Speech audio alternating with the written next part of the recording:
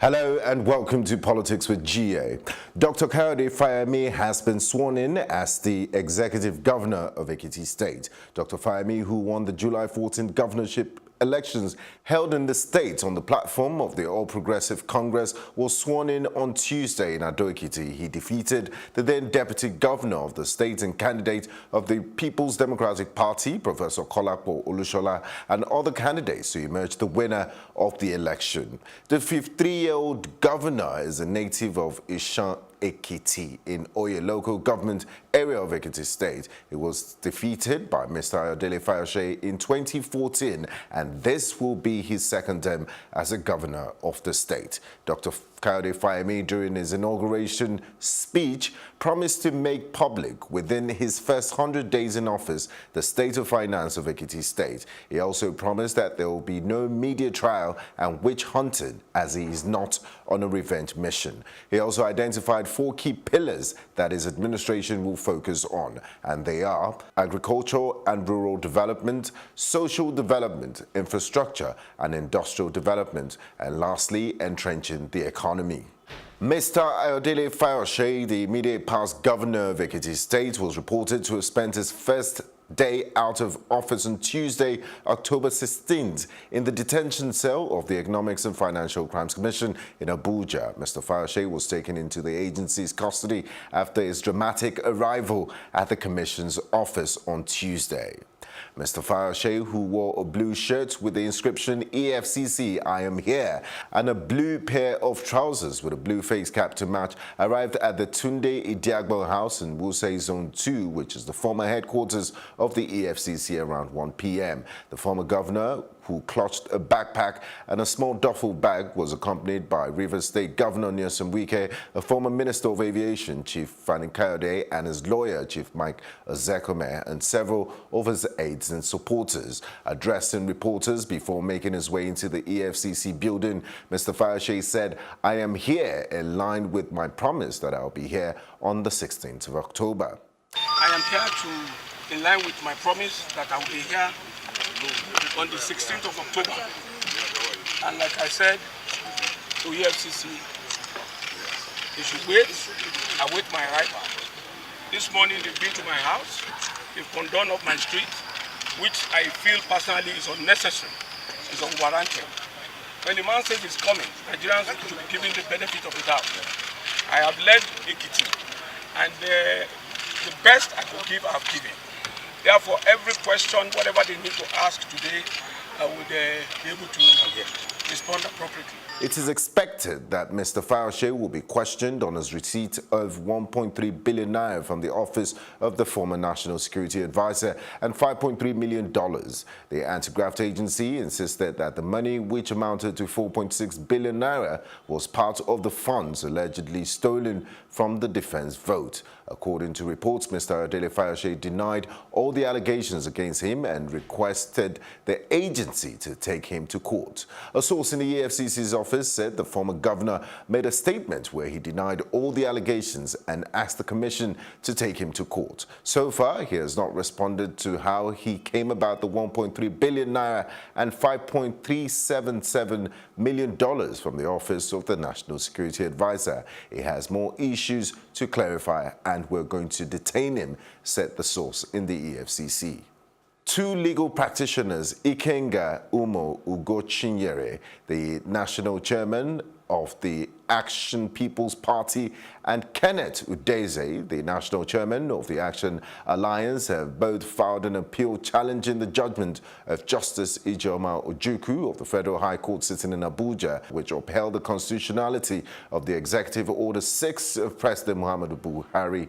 Justice Ojukwu, who dismissed the suit filed against the Presidential Executive Order 6, had held in a judgment that it was within the powers of the President as granted by the Constitution to issue executive orders for the execution of executive policies as long as such orders do not offend the doctrine of the principles of separation of powers. Still on the Executive Order 6, the British High Commissioner to Nigeria, Mr. Paul Arkwright, has commended the recent signing of Order 6 by President Muhammadu Buhari.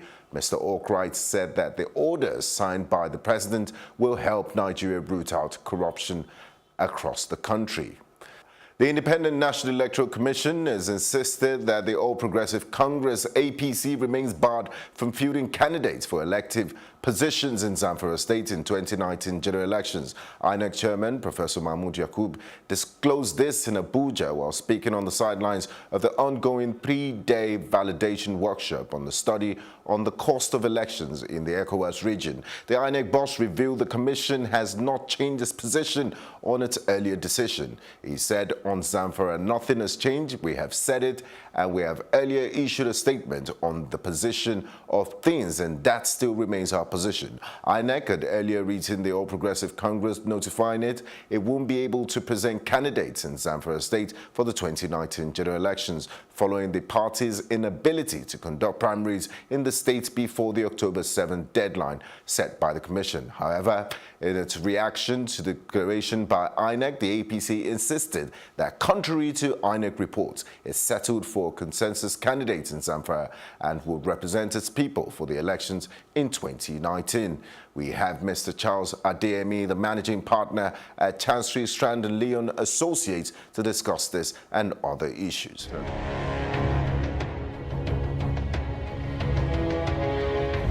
Executive orders, such as we seen Mr. President exercising today, can be said to derive from custom, from precedent, from some of the practices that are seen in countries that are kind of using the kind of constitutionalism that we are using in Nigeria today.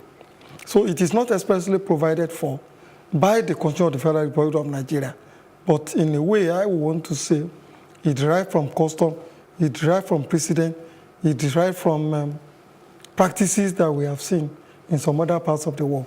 And it is specifically meant, in my humble opinion, to address issues of emergency, to address issues of lacuna in law, where there are gaps in the law. Executive orders come into play. Former Vice President Atiku Abubakar has appointed Dr. Bukola Saraki as the Director General of his campaign ahead of the 2019 presidential elections. The appointment of Senator Saraki was confirmed by the National Publicity Secretary of the People's Democratic Party, Mr. Kola Ologbodinyan, who said zonal coordinators had also been named after long hours of meetings by the PDP hierarchy. Mr. Ologbodinyan said Akwa Ibom State Governor Mr. Emmanuel Udom was appointed chairman of the fundraising committee, while former presidential aspirant Alhaji Taminu Turaki would head the legal committee. Meanwhile, the party formally set the machinery in motion for the reconciliation of all aspirants that contested its presidential ticket in Port Harcourt penultimate weekend in an attempt to rally them behind the party's presidential candidate Alhaji Atiku Abubakar. And in foreign news, opposition candidates who said that presidential elections in Cameroon was marred by fraud had their appeals heard at the country's Constitutional Council on Tuesday. President Paul Biya is widely expected to extend his 36-year-old rule by winning a 7th term, making him one of Africa's longest-serving leaders. But allegations of voter intimidation, violence and ballot stuffing have cast doubt over the October 7th elections and raised political tensions ahead of results expected before Sunday. Opposition candidate Maurice Kamto, who declared victory shortly after the vote without providing actual figures, asked the court to cancel the results in 7 regions of Cameroon. Cameroon's electoral body, the ELECAM, has defended its organization of the poll and said over the weekend it had not seen any proof of fraud.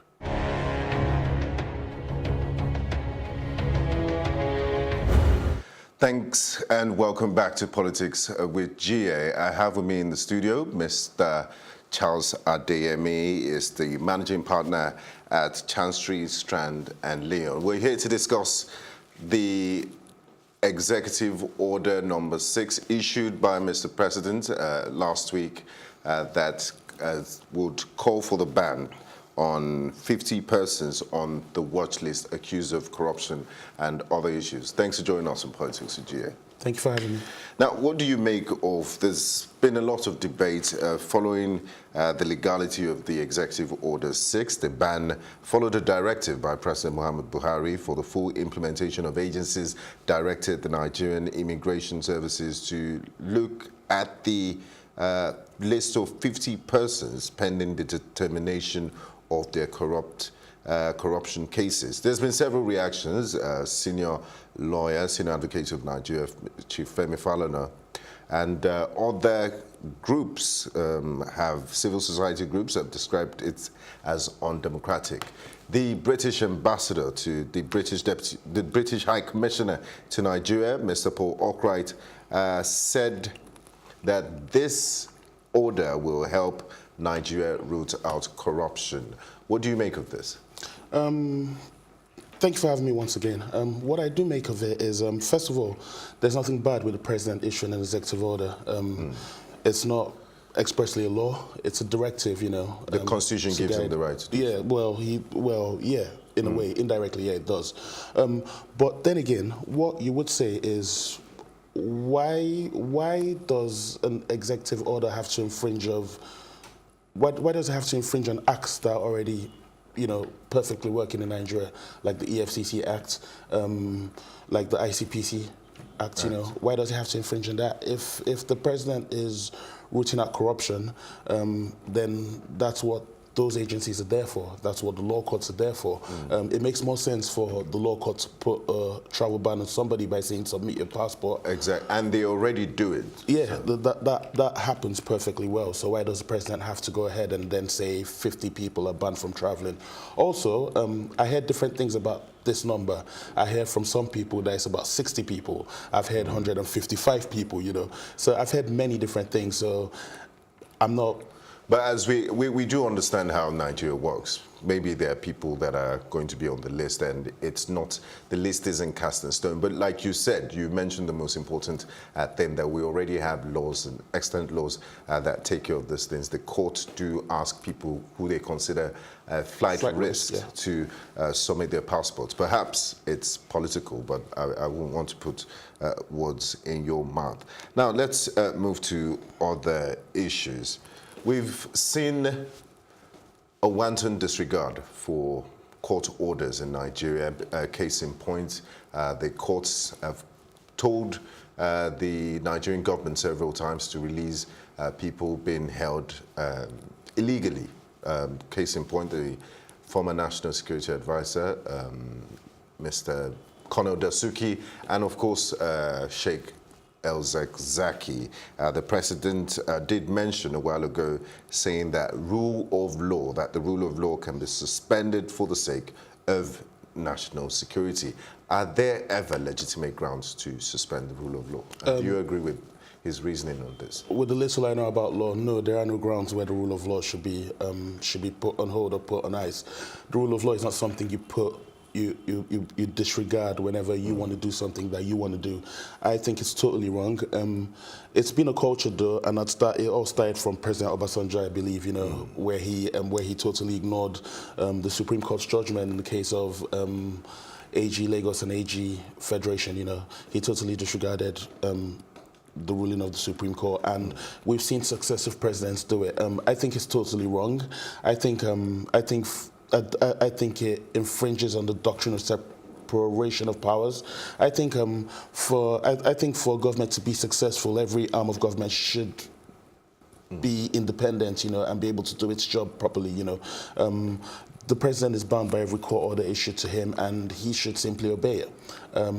I think if the Constitution made it easier to sanction the president or to put penalties for people who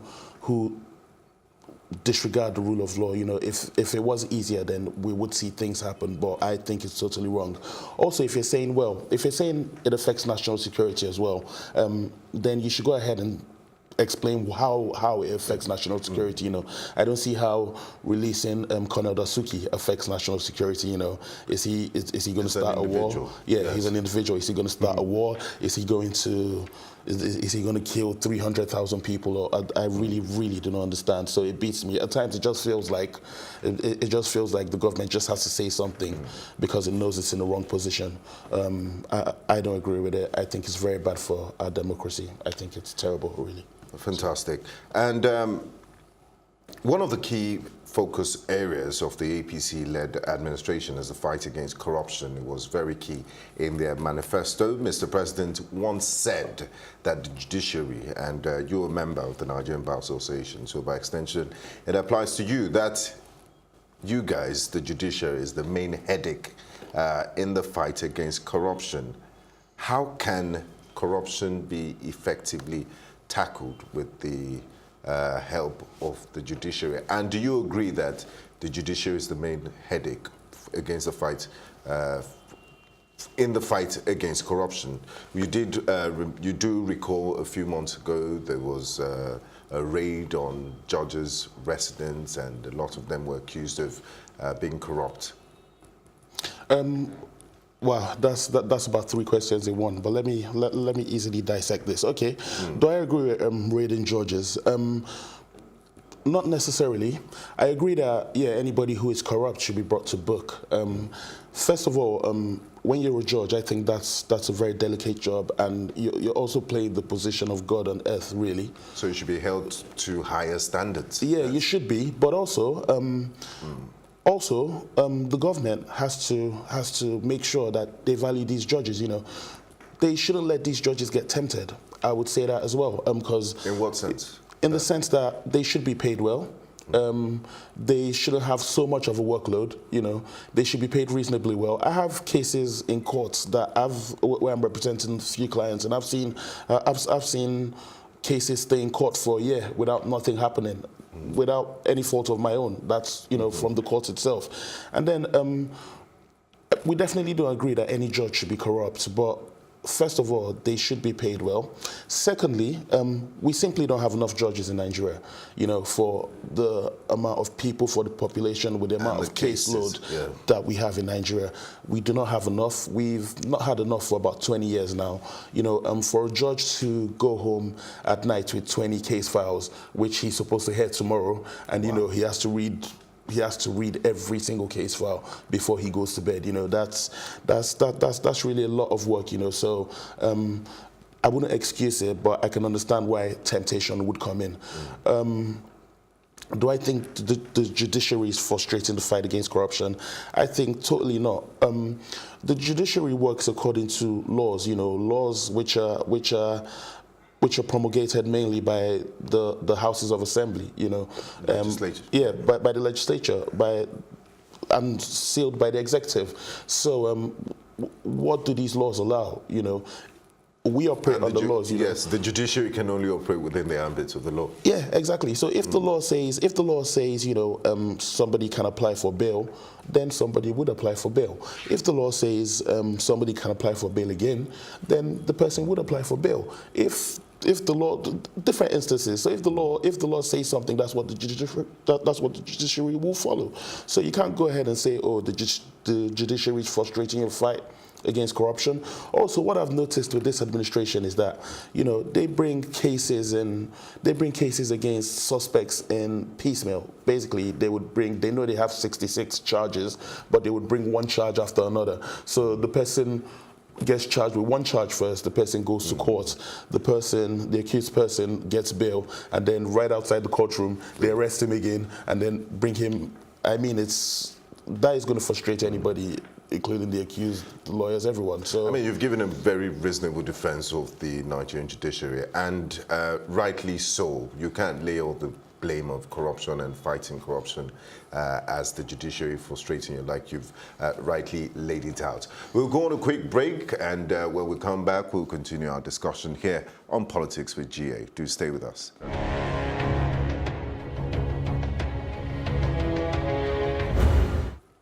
You're welcome back to Politics with GA, and we still have in the studio with us Mr. Charles Adeyemi, the managing partner at Chancery, Strand and Leon, and we're discussing the Nigerian judiciary and politics.